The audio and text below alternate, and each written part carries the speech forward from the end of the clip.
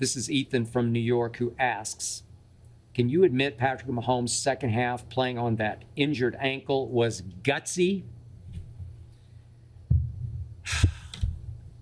Ethan, no, I cannot. I actually think that sprained ankle was the single best thing that has ever happened to Patrick Mahomes. What was the best thing he did in this Super Bowl? It's what he did not do. He did not turn the ball over one single time. He did try one of his trick passes. Remember, it was in the first quarter. That was before he aggravated his ankle. Remember this one? It was an ill-advised, forced, sort of falling forward throw. Tight window, nearly intercepted. One of those, Patrick, what are you doing? Andy Reid gives him the greenest light this side of Christmas. He'll try anything, left-handed, no looks, between the legs, behind the back. It sells. It shuts down the internet. It's not exactly the way to win championships. So the sprained ankle forced Patrick Mahomes to camp in the pocket, to throw on time. He simply got the best protection in the National Football League. His line, number one in pass block win rate this regular season past. Number one. Philly get a hand on him? Nope. Not a hand on him. Didn't sack him one time. Didn't really hurry him much at all. He's very skilled, very gifted at knowing when to escape forward, when to run with the football forward. I'll get to that in just a second. But Patrick Mahomes was forced to play a boring football game, make boring textbook throws. Second half, 13 of 14 for a grand total of 93 yards. The only incomplete was a throw away. 13 of 14, but for only 93 yards. So he went from dazzling to dinking and dunking. He did not do what he did in, remember, his first Super Bowl against San Francisco? He did not throw an interception late in the third quarter down 20-10 that should have lost that game, but Jimmy Garoppolo could not take advantage or capitalize. He did not do in this Super Bowl what he did in that first one against San Francisco, early fourth quarter, still down 20-10. He threw another careless, awful interception, high and behind. Tyreek, a little too hot, tipped up in the air, intercepted. I thought that was ball game. You're down 10, you give him the ball again. He got away with it because Jimmy G handed the game back to Patrick Mahomes and the Chiefs. Jimmy G in the fourth quarter goes 3 of 11. Wow. For 36 yards. Whoa. And an interception. Whoops. And a missed throw to Emmanuel Sanders running free at the goal line with a minute and a half left. Game over. Patrick Mahomes in this Super Bowl did not do what he did against Tom Brady in his second Super Bowl. He lost 31-9. He threw 2 more interceptions. So he came out of his second Super Bowl having thrown 2 touchdown passes to 4 interceptions in 2 Super Bowls. 2 to 4. Interesting. Who knew except me? Speaking of Thomas Edward Patrick Brady Jr., if you take away that 10th Super Bowl in which he beat Patrick Mahomes so badly that he needed to only throw in the fourth quarter for 6 yards in the fourth, he only needed to throw for 6. If you just look at Brady's first 9 Super Bowls, would you believe he averaged almost 100 yards passing in the 9 fourth quarters? Think about that. He averaged almost 100 yards passing in all 9 of the fourth quarters. What? That's impossibly great. But it wasn't spectacular. He didn't throw left-handed. He didn't no-look. He didn't throw one pass behind the back. But almost 100 yards passing in the fourth quarter. So again, Sunday night, Patrick Mahomes threw for 93 in the third and the fourth quarter, and we are immortalizing him. Some people are even saying he's already proven that he's better than Brady. He's what? Kansas City in the second half ran for 115 yards to Patrick's 93 yards passing. So they ran it down Philly's throat. And wait a second, Kansas City's Kadarius Toney had the longest punt return in Super Bowl history, a 65-yarder that set them up first and goal at the 5? And wait a second. Patrick Mahomes' 2 touchdown passes were both blown coverages by the Eagles, one of 4 yards and one of 5 yards. They were walk-ins. They were uncontested, busted coverages. What? Really? And he's being immortalized already? The harder and longer I looked at what Patrick Mahomes did in Sunday night's second half, the less impressed I got. By the way, here are some of Tom Brady's passing yards in just the fourth quarter of a few of his Super Bowls. Just the fourth quarter of a few. Carolina, remember that was his second Super Bowl? 136 in the fourth quarter, 136 yards. Seattle, 124 in the fourth with 2 touchdowns and no interceptions. He came back from 24-14 down to win the game. Yep, he got help from Malcolm Butler. Greatest defensive play ever to end a Super Bowl. But he did throw for 124 and 2 touchdowns against the Legion of Boom. How about 196 yards in just the fourth quarter of that 28-3 comeback against the Falcons in the Super Bowl? 246 total in fourth quarter and overtime.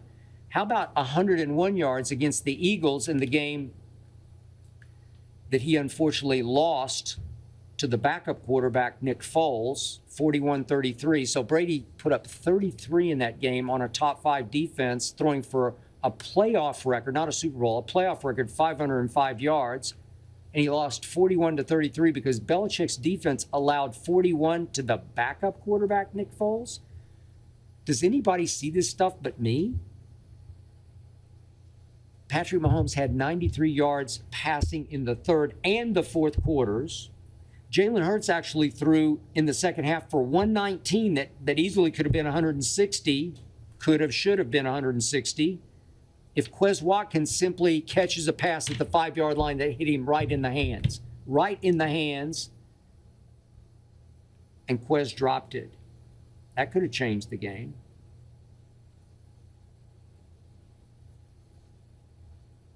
That would have put the Eagles up 10 points. I think they could have hung on to that. As you know by now, I love me some Jalen Hurts. I hate the Eagles, but I love Jalen Hurts, and I always have. I told you on last week's podcast that my favorite prop bet for the Super Bowl was Jalen running for more than 49.5 yards. He ran for a Super Bowl record 70 yards. I told you on last week's podcast that he needed to control the football by going 10 of 15 on third down. Not easy to do. He went 11 of 18. Pretty close. I told you he needed to win time of possession to keep Mahomes off the field, 35 minutes to 25 minutes. He won at 36 minutes to 24. Pretty great. But as you know, a play that will live in Super Bowl infamy, a play I might never get over, was Jalen Hurts losing the handle on the football in the middle of the second quarter. An unforced error. I still can't explain it. I can't process it. I can't compute it. I can barely live with it. He just lost the handle on the football as he transferred it from his left hand to his right hand away from oncoming tacklers. He just lost the handle, and it slipped right out of his hands. It was not stripped. There was no contact. Unforced error that became double jeopardy because that oblong ball so unpredictably bounced right up to Nick Bolton as he was charging forward for it. Hit him right in the hands like a perfect Mahomes pass. Right in the hands on the run, on the dead run to the end zone. for a scoop and a score, a tumultuous turnover, a 14-point swing, because it felt like Jalen Hurts was on the move on the way to going up 21-7. Even Shannon Sharp, my debate partner, admitted on Monday's show, I thought I was in trouble. He loves Mahomes. I love Jalen Hurts. A scoop and a score, and all of a sudden the game was tied. That just tore my heart out for Jalen Hurts. It was so uncharacteristic. It was so shockingly unexpected. It was so not Jalen. But congratulations, Patrick Mahomes. Jalen Hurts handed you this game. Quez Watkins handed you this game. Finally, a referee handed you, Patrick, this game. A game-deciding penalty that so unfortunately took the ball out of Jalen Hurts' hands for one last hurrah with 1.5 minutes left. No penalty. 3-point game. I believe Jalen Hurts wouldn't have just tied the score. I believe he would have won the game. That's how hot his hand was. But just before that happened, I will give you this, Ethan, from New York. Patrick Mahomes did put his team in position for that go-ahead field goal with a 26-yard escape right up the gut of the Philadelphia defense. He took off running, and the green sea parted as all the Eagles' back seven ran man-to-man with receivers, and there was just nobody home. And he ran 26 yards before he had to slide and give himself up. He looked just fine while he was running on that sprained ankle. He actually looked just fine the whole second half. He was forced to stay in the pocket and forced to play textbook football, and he did it to the highest level, and I congratulate him for that. But finally, it's 3rd and 8 at the 15. Finally, an Eagles defense that I first guessed on this podcast last week. I told you it was flawed. I told you it was a liability. I told you and reminded you that Dak Prescott on Christmas Eve put up 40 points on this defense. 40. That's why I said Jalen's got to do it all himself. He's got to keep the ball away from Mahomes, because when Mahomes has the ball, he will do damage to the Eagles defense. And did he ever? But finally, they stiffened. Finally, Josh Sweat broke loose and made Patrick sweat in the pocket and throw the ball much quicker than he wanted to. It was basically a throw away. And you know and I know what happened. A flag was thrown for what was a bogus, phantom robbery of a penalty. James Bradbury, quote unquote, holding Juju Smith-Schuster. I'm sorry, I've watched it 1,000 times, and the more I watch it, the worse it gets. There was no grabbing of the jersey. There was no fistful of jersey by Bradbury. I know he took the fall after the game. I know he took the high road. He took all blame. He took the responsibility. He did not grab jersey. He did not redirect Juju. He did not impede his progress coming out of the break. I'm sorry, it should not have been thrown, that flag. It just threw me for the biggest loop I've ever been thrown at the end of a Super Bowl. Patrick Mahomes benefited greatly from that call.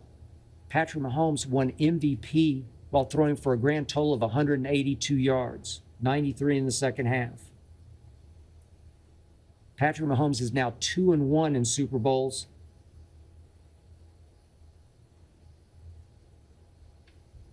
Despite not having a single sensational performance in any of the three. Not any of the three would you say, oh, wow, did you see what Patrick did there? Yeah, he lit up the fourth quarter once he got going in the first one against San Francisco, but he had just thrown 2 picks. I don't know. Yet the legend grows along with my offended frustration.